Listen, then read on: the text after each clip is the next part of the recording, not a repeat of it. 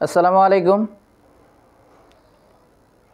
আজকে আমরা দেখব জৈব যৌগের নামকরণ। জৈব যৌগের নামকরণের আজকের যে টপিক অ্যালকেনের নামকরণ। তো আজকে অ্যালকেনের নামকরণের পাশাপাশি আমাদের যে কার্যকরী মূলক সেই কার্যকরী মূলক নিয়েও আলোচনা হবে।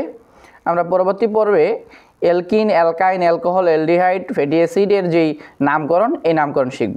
চলো শুরু করা যাক। তাহলে কার্যকরী মূলক, এই যে কার্যকরী মূলক যে আছে, আমরা কার্যকরী মূলক না চিনলে আমাদের নামকরণের ক্ষেত্রে আমরা বিভিন্ন সমস্যায় পড়ব। তাহলে ব্রোমিনের কার্যকরী মূলক আমরা যখন মৌল পড়ি ব্রোমিন বলি, কিন্তু কার্যকরী মূলক আমরা ব্রোমো বলবো। ক্লোরিনকে ক্লোরো এবং নাইট্রো এবং NO2 কে নাইট্রো এবং NH2 অ্যামিনো, CH3 মিথাইল। এখানে আমরা দেখতে পাচ্ছি এই যে মিথাইলের মতো C2H5 যে আছে ইথাইল আরও অন্যভাবে থাকতে পারে। কিভাবে?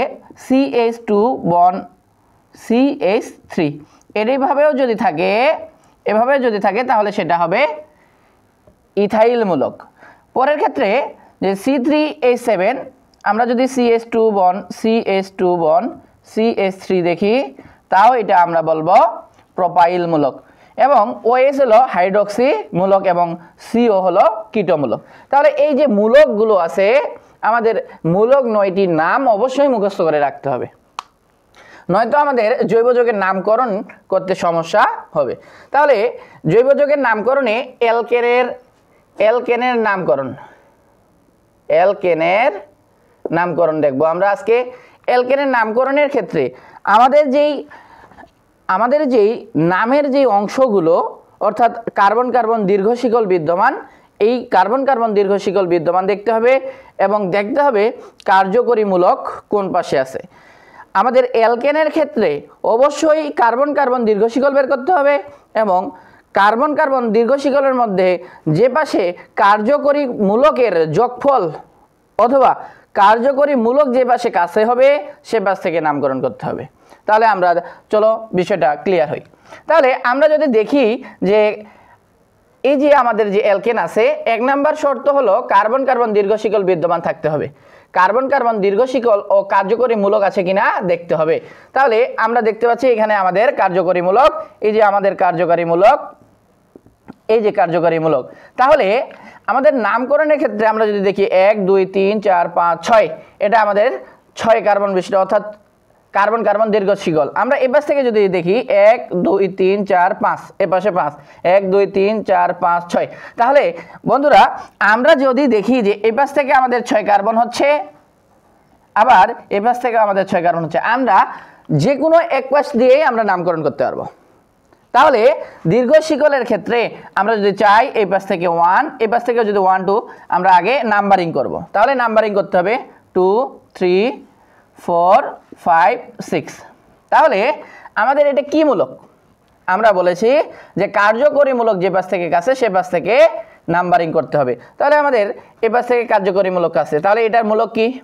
CH3 CH2, অর্থাৎ CH2 CH3 আমাদের এই যে আমাদের ইথাইল। তাহলে আমরা যখন নামকরণ করব অবশ্যই এটা আমাদের কি, যেহেতু প্রত্যেকটা একক বন্ধন আর অ্যালকেনের নামকরণে অবশ্যই একক বন্ধন হতে হবে, তাহলে আমাদের হবে এটা অ্যালকেনের নামকরণ। তাহলে 6 কার্বন বিশিষ্ট, তাহলে হেক্সেন। তাহলে হেক্সেন এটা আমাদের কি কয় কার্বনে যুক্ত আছে? 3 কার্বনে। তাহলে বলবো 3 ইথাইল হেক্সেন,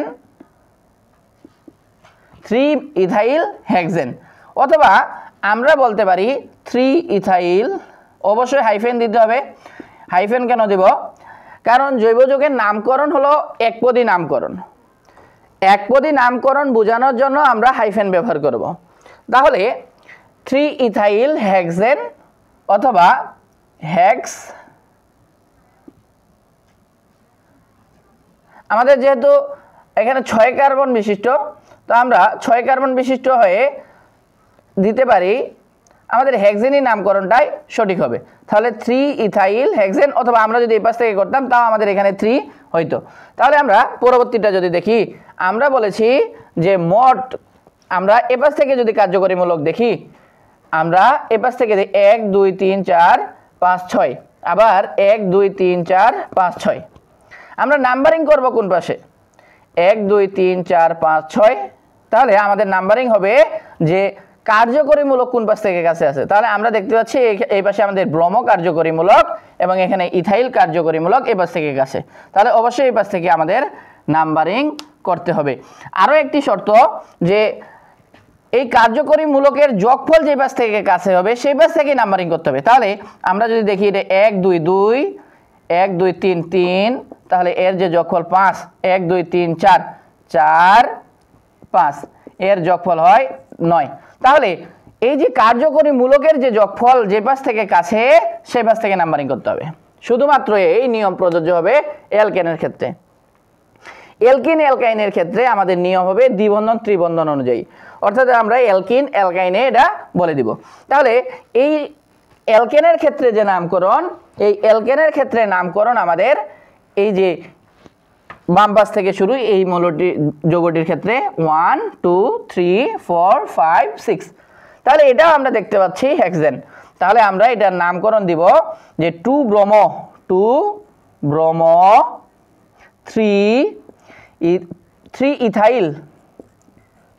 ইথাইল হেক্সেন আমরা যদি আরেকটা বড় যৌগ নিয়ে দেখি বন্ধুরা আশা করি বুঝতে পেরেছি আমি একটু মিশাই দিচ্ছি দেখি আমরা বড় একটি যৌগ নিয়ে দেখতে পারি যেমন CH3 বন্ড CH আমরা যদি ব্রোমো দেই ক্লোরো দেই CH এখানে আমরা CH C2H5 দেই CH ব্রোমো দেই CH আমরা আরো যদি এমিনো দেই NH2 এবং CH ব্রোমো দেই CH3 তাহলে আমরা একটু যদি লক্ষ্য করি তাহলে আমরা দেখতে পাচ্ছি আমাদের এখানে CH হবে না কারণ কার্বনের হাত চারটি 1 2 3 4টি হয়ে গেছে তাহলে এই যে আমরা যে শিকল দেখতে পাচ্ছি তাহলে আমরা শিকল যে দেখতে পাচ্ছি এই পাশ থেকে আমরা আগে যোগ করতে হবে 1 2 3 4 5 6 7 কার্বন বিশিষ্ট তাহলে 7 কার্বন বিশিষ্ট যৌগের ক্ষেত্রে যে পাশ থেকে আমাদের কার্যকরী মূলকের যোগফল কাছে হবে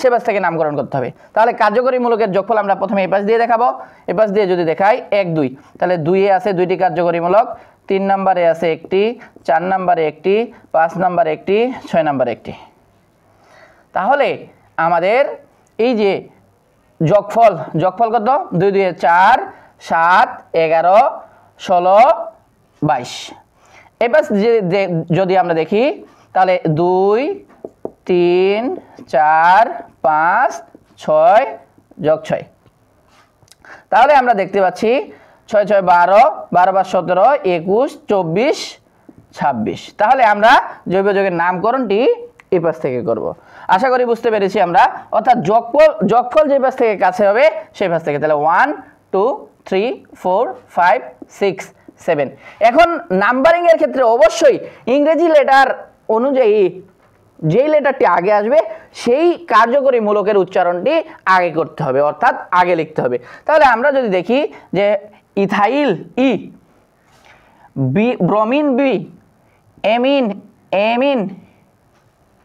এখানে এমিনের এ আসতেছে কিন্তু আমরা এখানে দেখতে পাচ্ছি যে এখানে এমিনের নাম আমরা এন দিয়ে শুরু হয় আমরা এমিনো নিতে পারি অথবা ব্রোমিনও নিতে পারি তাহলে আমরা নামকরণের ক্ষেত্রে লিখতে পারি 5 এমিন এই যে 2 এবং এখানে ব্রোমিন আছে কয় জায়গায় 3 জায়গায় তাহলে 2 4 6 ট্রাইব্রোমো